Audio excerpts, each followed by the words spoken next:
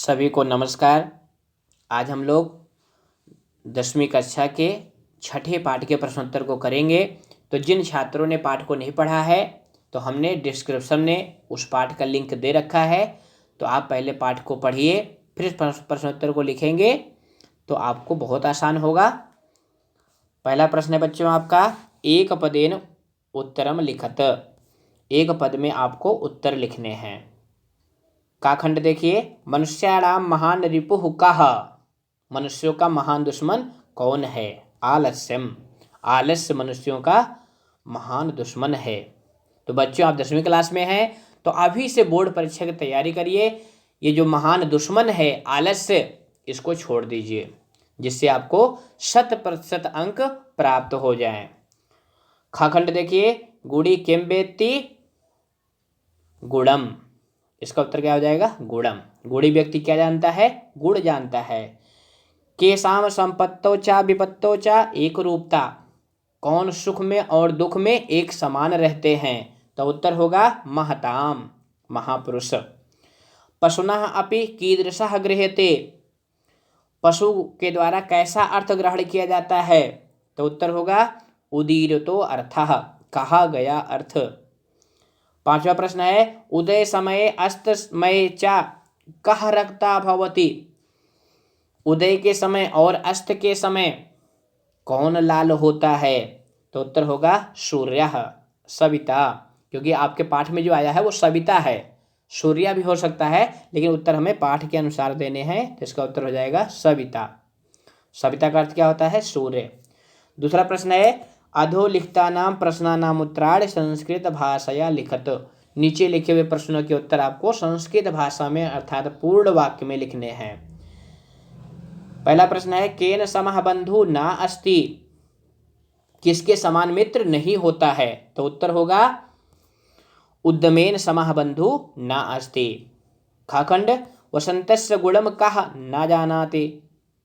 वसंतस्य गुणम कः जानाति। वसंत के गुण को कौन जानता है? तो वसंतस्य गुणम पिकः जानाति। गाखंड देखिए, बुधयः कीदृशाः भवन्ति। बुद्धियां कैसी होती हैं? बुधयः परंगित ज्ञान फला भवन्ति। बुद्धियां संकेत के अर्थ को ग्रहण करने वाली होती हैं। चतुर्थ खंड अर्थात घाखंड, नराणाम प्रथमा शत्रु का। मनुष्यों का पहला दुश्मन कौन है? तो नराणाम प्रथमा शत्रु क्रोधः अस्ति। मनुष्यों का पहला दुश्मन क्रोध है। शुद्धया सख्यम केन सह भवति। शुद्धया विद्वानों की सख्यम मित्रता केन सह भवति, किसके साथ होती है? तो शुद्धया सख्यम शुद्धिभिः सह भवति। विद्वानों की मित्रता विद्वानों से ही होती है। चा वाला खंड देखिए, अस्माभिः कीदृशः वृक्षः सेवितव्यः। हमें कैसे वृक्ष का सेवन करना चाहिए अर्थात आश्रय लेना चाहिए?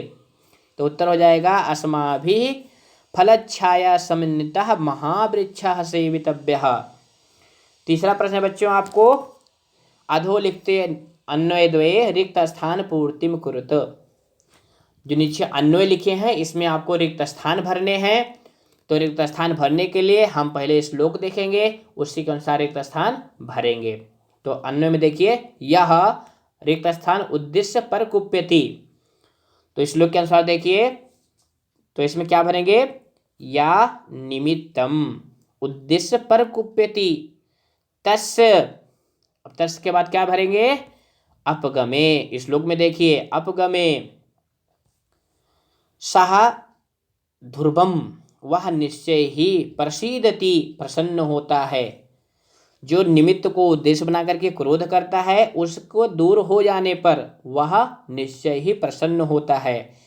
यस्य मनः अकारण द्वेष अस्ति। अब क्या भरेंगे? जनः। इस श्लोक के चतुर्थ चरण में जनस्तम आया हुआ है, तो तम यहाँ पे लिखा गया जनः आ जाएगा। तो जनः तम कथम प्रत्युषोष्यति। तो लोग उसे कैसे प्रसन्न करेंगे? तो बोर्ड में भी इसी तरह से श्लोक दिया रहेगा और अन्वय में रिक्त स्थान रहेंगे जो आपको भरने रहेंगे। दूसरा अन्वय देखिए, संसारे रिक्त स्थान है, तो श्लोक यहाँ पे लाएंगे, फिर देखेंगे विचित्रे खलु संसारे, अब संसारे का विशेषण क्या है? विचित्रे, तो यहाँ पे विचित्रे भरेंगे। विचित्रे संसारे खलु निरर्थकम ना अस्ति, तो बीच में रिक्त स्थान में क्या भरेंगे? किंचित, किंचित निरर्थकम ना अस्ति, इस विचित्र संसार में कुछ भी निरर्थक नहीं है। अश्वः चेत धावने वीरा, खरः भारस्य वहने वीरा भवति। तो इसी तरह से प्रत्येक श्लोक में 4 चरण होते हैं और अन्वय में लगभग 4 रिक्त स्थान दिए गए होते हैं जो आपको इस श्लोक से चुन करके भरने होते हैं। तो आप इसको समझ गए। किसी भी प्रश्न में कहीं कोई समस्या आती है बच्चों किसी भी टॉपिक पे, तो आप हमें कमेंट करके बताएंगे, उसको हम और सरलतया बताएंगे आपको। चौथा प्रश्न बच्चों आपका, अधोलिखितानां वाक्यानां कृते समान अर्थकान, नीचे लिखे हुए वाक्यों के लिए समान अर्थकान, समान अर्थ वाले श्लोक अंशान, श्लोक के अंश को पाठात चित्वा, पाठ से चुन कर लिखत, लिखना है। यानी यहाँ पर क्या करने हैं आपको? जो नीचे वाक्य लिखे गए हैं इनके समान भाव वाले, अर्थात इनके समान अर्थ वाले जो श्लोक में लाइनें आई हुई हैं, पंक्ति आई है श्लोक की, वो आपको लिखनी है इस प्रश्न में। तो पहला वाक्य देखिए, विद्वान सह एव भवति यह अनुक्तम अपि तथ्यम जानाति। विद्वान वह होता है जो बिना कही हुई बात को जानता है। तो इसी भाव को लेकर के हमारे पाठ में जो लाइन आई है वो क्या है? अनुक्तम अपि ऊहति पंडितो जना, परंगित ज्ञान फला ही बुद्धयः। अगला प्रश्न देखिए, मनुष्यः सम स्वभावैः जनैः सह मित्रताम करोति। मनुष्य समान स्वभाव वाले मनुष्यों के साथ ही मित्रता करता है। तो इसी भाव को लेकर के जो हमारे पाठ में श्लोक आया हुआ है क्या है?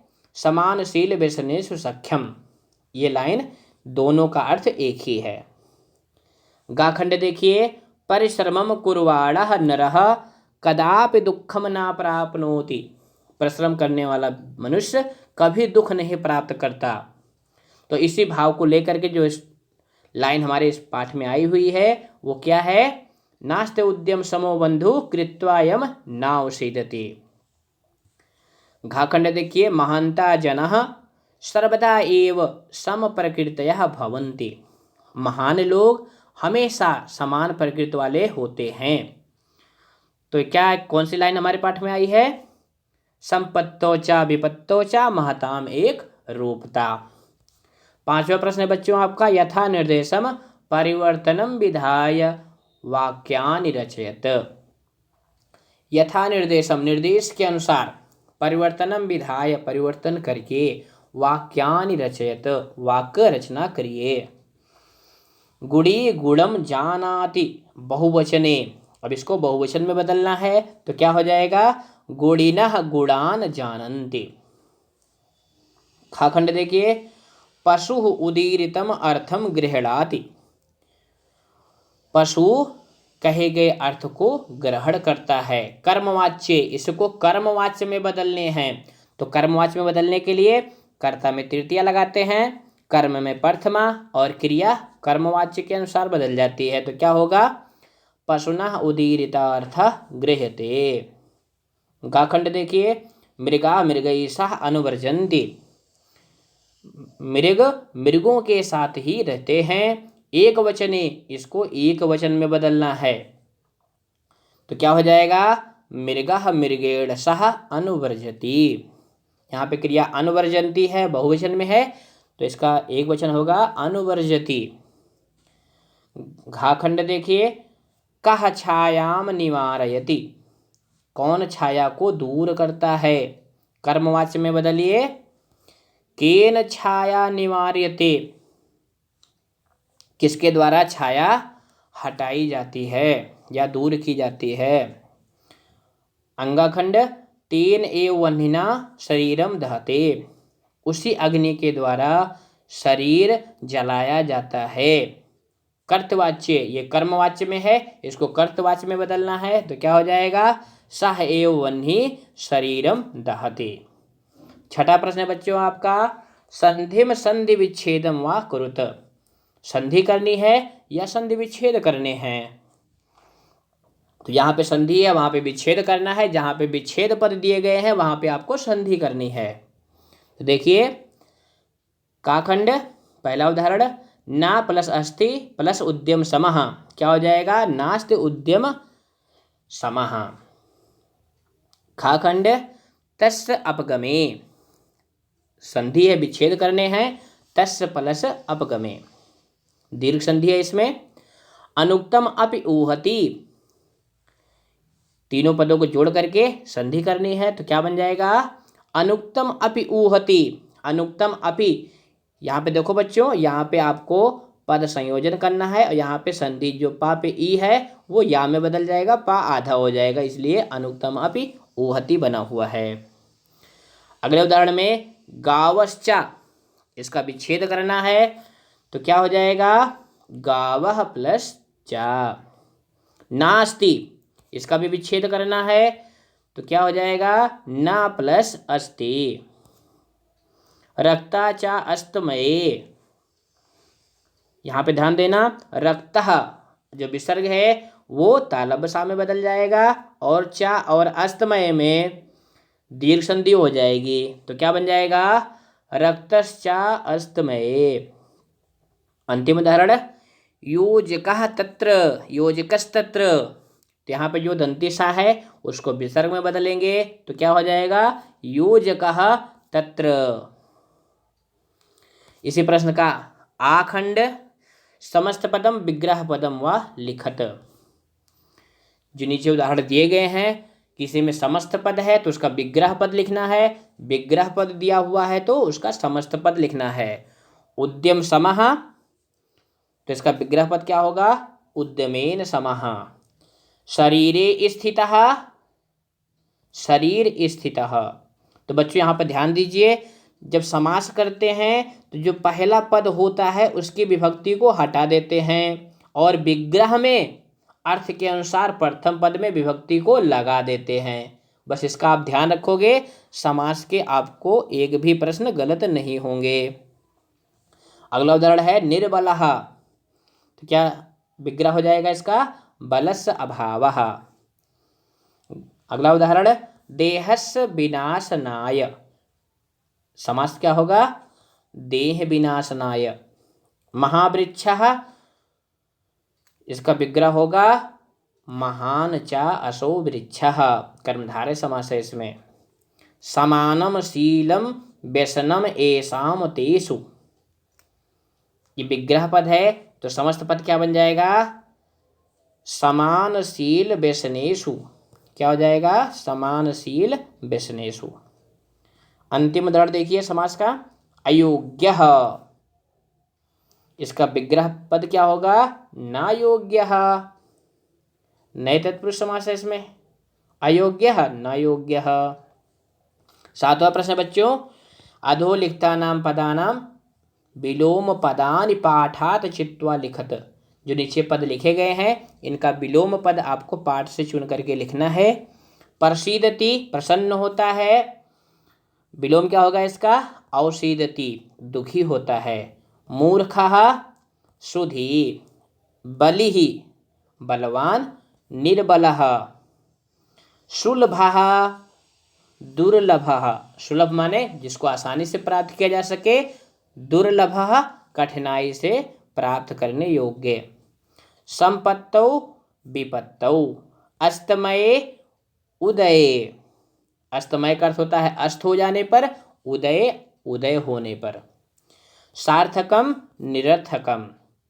इसी प्रश्न का आखंड है, संस्कृतेन वाक्य प्रयोगम कुरुत, संस्कृत में आपको वाक्य प्रयोग करना है। वायसः, जो यहाँ पे पद दिए गए हैं इनको ले करके आपको वाक्य बनाना है। तो देखिए वायसः, वायसा का अर्थ क्या होता है, कौवा, तो क्या वाक्य बनेगा, वायसः कृष्णवर्णा भवति, कौवा काला होता है। निमित्तम, तो वाक्य बनाइए, निमित्तम एव कारणमित कथ्यते, निमित्त को ही कारण कहते हैं। सूर्यः सूर्यः पूर्व दिशायाम उदेति, सूर्य पूर्व दिशा में निकलता है। पिकः, अगला उदाहरण है पिकः। वाक्य बनाइए, पिकः मधुरम कूजति, कोयल मीठा बोलती है।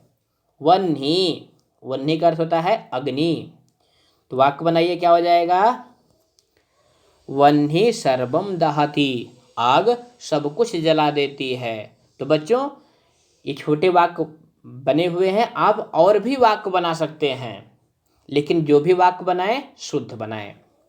तो बच्चों अगर वीडियो पसंद आए तो इसको आप लाइक करिए और हमारे चैनल को सब्सक्राइब कर लीजिए। जो बच्चे आज प्रथम बार हमारे चैनल को देख रहे हैं वो ज़रूर सब्सक्राइब कर लें, जिससे सभी वीडियो आपको प्राप्त होती रहेगी। सर्वेभ्यो नमो नमः, पुनर्मिलामः, धन्यवादः।